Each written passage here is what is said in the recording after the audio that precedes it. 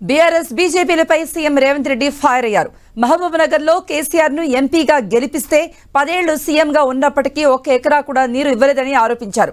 తెలంగాణలో ఇంకా యుద్ధం ముగియలేదని, పార్లమెంట్ ఎన్నికల్లో 14 సీట్లు గెలిపించే వరకు విశ్రమించొద్దన్నారు.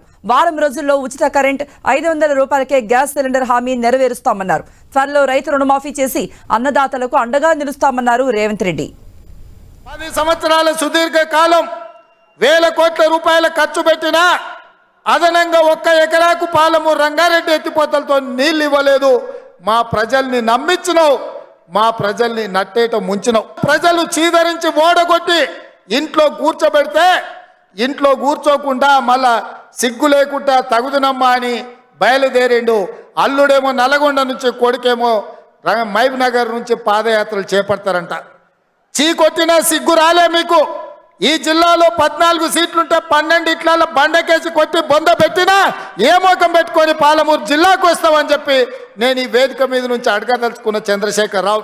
బీజేపీ నరేంద్ర మోడీ 10 సంవత్సరాలు ప్రధానమంత్రిగా ఉన్నాడు. కిషన్ రెడ్డి గారు 5 ఏళ్లు కేంద్ర మంత్రిగా ఉన్నాడు. 4 ఎంపీలు ఉన్నారు. బండి సంజయ్ గారు ఎంపీ ఉన్నారు, అరవింద్ ఎంపీ ఉన్నాడు, బాబురావు ఎంపీ ఉన్నాడు.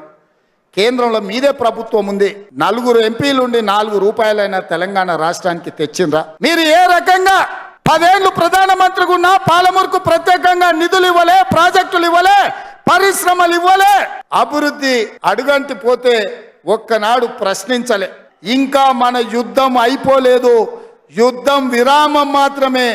రేపు పార్లమెంటు ఎన్నికల్లో 14 సీట్లు గెలిచినప్పుడే తెలంగాణ రాష్ట్రంలో కాంగ్రెస్ పార్టీ యుద్ధం గెలిచినట్టు.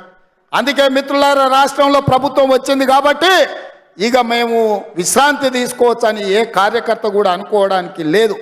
17 సీట్లల్లో 14 సీట్లు గెలిచి పార్లమెంటులో మనం పట్టు సాధించినప్పుడే మన తెలంగాణ అభివృద్ధి పురోగతి వైపు పరిగెత్తుతుంది. మన సమస్యల్ని పార్లమెంటులో ప్రశ్నిస్తారు. బీఆర్ఎస్ బీజేపీ కుట్రల్ని తిప్పి కొట్టాలి.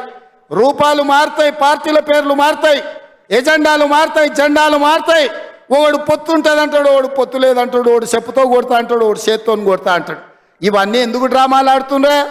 కాంగ్రెస్ పార్టీని దెబ్బతీయాలని. ఎన్నికల ముందు చూడలేదా?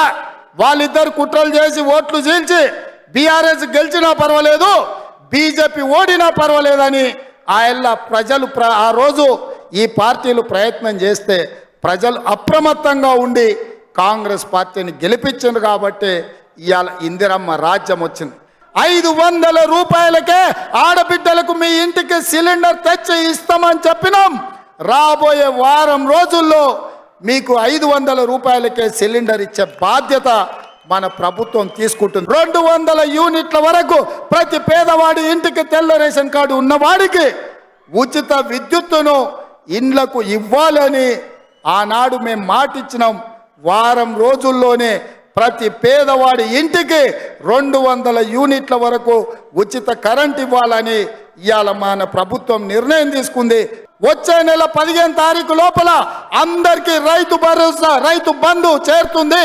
ఏ ఒక్క రైతుకు బకాయి లేకుండా పూర్తిగా మీకు డబ్బులు ఇచ్చే బాధ్యత మన ప్రభుత్వం తీసుకుంటుంది. రైతులకు మాట ఇచ్చిన ప్రకారం మీ 2 లక్షల రూపాయల రైతు రుణమాఫీ చేసే బాధ్యత, రైతుకు రుణ విముక్తి చేసి అప్పుల బాధ నుంచి తప్పించే బాధ్యత మన ప్రభుత్వం ఇందిరమ్మ రాజ్యంలో చర్యలు చేపడుతుందని చెప్పి ఈ సందర్భంగా మిత్రులకు తెలియజేస్తారు.